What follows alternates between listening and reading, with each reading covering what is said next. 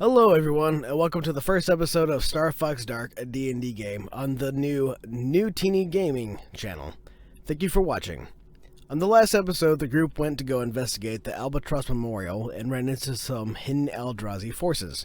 While there, the planet was attacked, and for some reason the combat drones they had brought with them were hacked into and taken over by enemy forces. Those drones then later shot down the shuttle that our group was flying, and unfortunately, with the shuttle damaged, there was little hope of reaching the academy again. So they decided to detour to a small fishing village in search for help. Now, before we begin, I'd like to go over the backstory for Jax.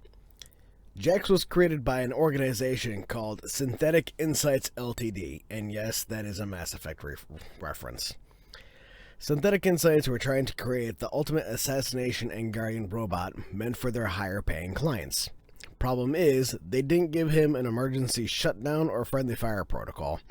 So when they accidentally activated him and tried to shut him down, his preservation protocol kicked in and he killed the entire staff in the facility before breaking out and running off into the deserts of Gobi. After a couple of weeks of wandering around, he came across another facility and ended up breaking Lilac out of her containment zone. He felt that because she was young and obviously the center of this facility's research, he had to get her out. For some reason that he had not known, his programming had selected her as the subject for his Guardian protocol. The third facility they broke into was a weapons research and development location where both Jax and Lilac managed to get their unique weapons. Jax chose the Scythe, Assault Rifle, Sniper Rifle combo, allowing him to attack from close range, medium range, and long range. After returning Lilac to her parents and being hired by her father, Jax assigned himself a secondary mission: to modify and upgrade himself to be the deadliest robot ever created. So, while helping Lilac track down the company that kidnapped her, he takes on small bounty hunting jobs to bring in extra cash flow. This has helped him upgrade some small systems here and there, but he needs a big payday to get some major upgrades. That's when they landed a call from one of his underground contacts about a job working for the CDF.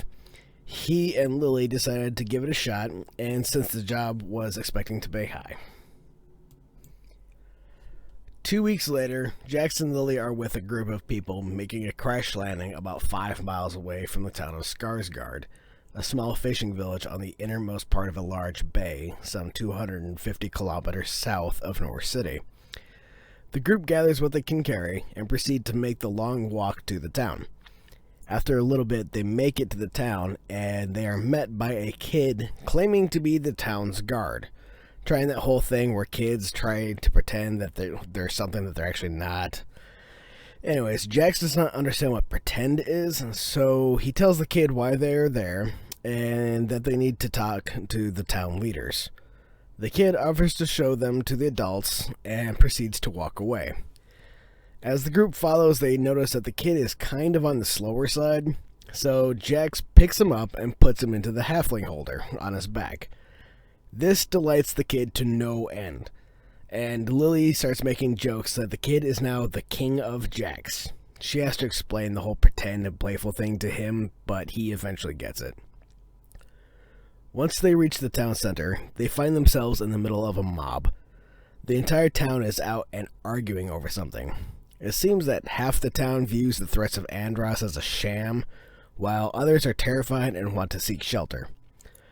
As the group approaches, the kid starts yelling over everyone for the mayor. The mayor is a very large elephant who is standing on a raised platform near the center of this mob. And as the groups start walking through the mob, they begin to settle down as he spots them, yelling for his people to calm down as members of the CDF just appeared in his village. The group then climbs up on the platform and introduces themselves to the crowd, with the kid still on Jax's back. They then proceed to inform the mayor and the town of what is happening, and that the townspeople should probably seek shelter, as this is not looking good. The mayor informs them of a bunker about 50 kilometers south of them that the CDF had assigned to them in case of an emergency, that they will be retreating to. During that process of his little speech, he is trying to stand as tall and sound as deep voice as he can since he's standing next to Jax and not really looking as intimidating as he probably should be. But anyways, he ends up telling his people to pack up and prepare for a long walk. Eventually, the group manages to convince someone to give them their vehicle so that they can make it to the academy and regroup with the CDF. This particular guy gives the group a hover pickup truck with a hover pull-behind trailer. Turns out the kid who has been hanging out with Jax, his mother has a hover SUV. Lilly purchases it off of her so we can make room for all of our supplies and not be crammed all into one vehicle. The kid gets down and rejoins the town. About 20 minutes later, and the group is about to roll out of town. At this point, Jax will be driving the SUV with Lilly and Farah. Chocolate will be driving the pickup with Deeze. Jax, however, has made a point of telling Monty to ride with Chocolate as he does not trust the mole and wants him to be as far away from Lilly as possible. The player of Monty ignored this and proceeded to climb into the front seat of the SUV, making Lilly get into the back seat. If you could not tell, this greatly irritated Jax. A few minutes after this, they get going. In order to leave the town, they must climb up a hill and then make a hard left turn to get onto the road. As they are approaching the top of the hill, Jax leans over and opens the passenger side door, unbuckles Monty, and then jerks the steering wheel to the left while pushing Monty out of the door. Apparently nobody saw this coming, not even the DM. So Jax has to repeat what he does and ends up having to roll a strength check against Monty, who was trying to stay in the vehicle. Monty failed the check and was thrown out of the vehicle at around 35 miles an hour. However, Chocolate and Deeze were right behind the SUV, and Deeze spent a luck point on acrobatics and strength to grab Monty and throw him into the back of the pickup. I'm not sure I've explained the luck point system of this campaign before, but a brief explanation is there are two types of extra points that can be added to a roll, a luck point and a fate point. A luck point is the equivalent of making your dice a natural 20. You can get these by having stat points in the luck category. They get refilled at certain points in the campaign, like when the character levels up or reaches a milestone in the story. A fate point is the equivalent of a cosmic entity coming down and granting a free, low-cost wish spell that has to do with the current situation, like causing a grenade to be a dud, a missile to randomly shoot off in another direction, or that bullet you just fired to ricochet off 5 objects down a flight of stairs, hit a pocket watch, and kill a man named Brett 4 floors below the shooter.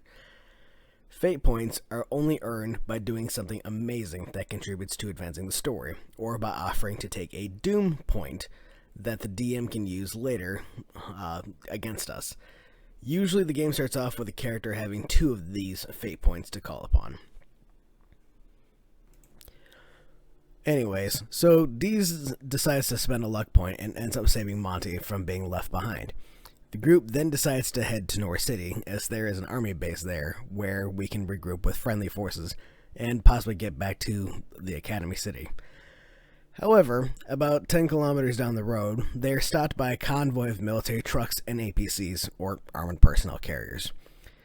The group pulls over and the convoy rolls to a stop.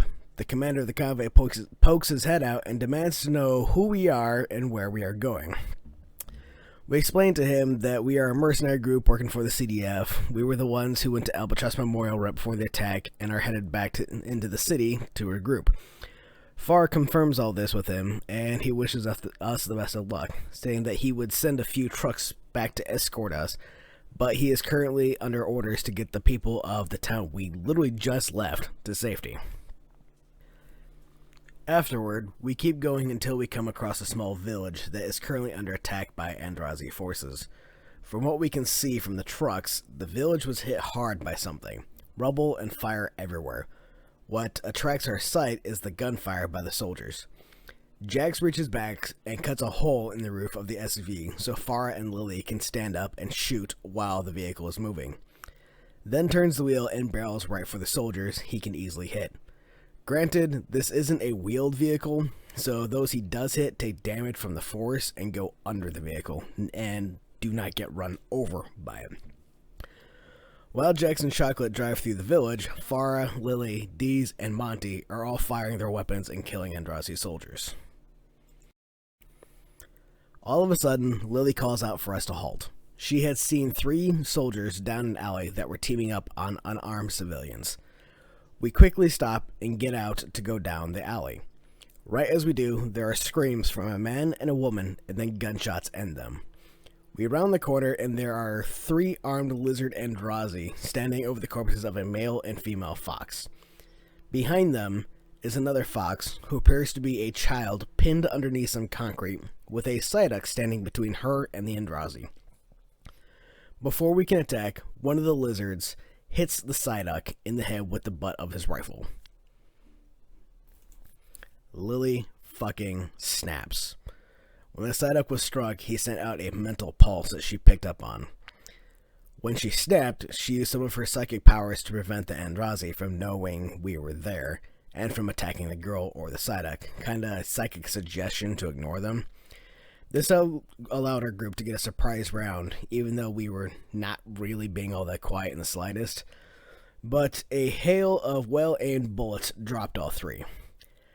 Jax and Chocolate run over and lift the concrete off the child fox. The Psyduck tries to pull the fox out, but isn't strong enough, so Lilly and Farah help pull her out. Psychically, the Psyduck reaches out and tries to contact the little girl, but fails as she is knocked out cold. He doesn't understand the difference between death and knocked out, and he begins to build a rage that might cause him to release that legendary psychic energy they are known for. Fortunately, Lilly is there and manages to psychically communicate with him and calms him down, explaining that she is okay but asleep. She manages to get some info from him that the 2 dead foxes were her parents. They were trying to free her from the concrete when those men attacked. We all agree that it would be best if we bring her along with us to North City. Hopefully we can find a hospital to drop her off at that can help her better than we can. We put her and the Psyduck in the SUV with Farah and Lilly, and proceed to head off to North City. Jax has some medical knowledge as far as first aid and long-term care, so as he drives, he is giving advice to Farah on what to look for and how to treat her injuries. She bandages the fox up and keeps an eye on her.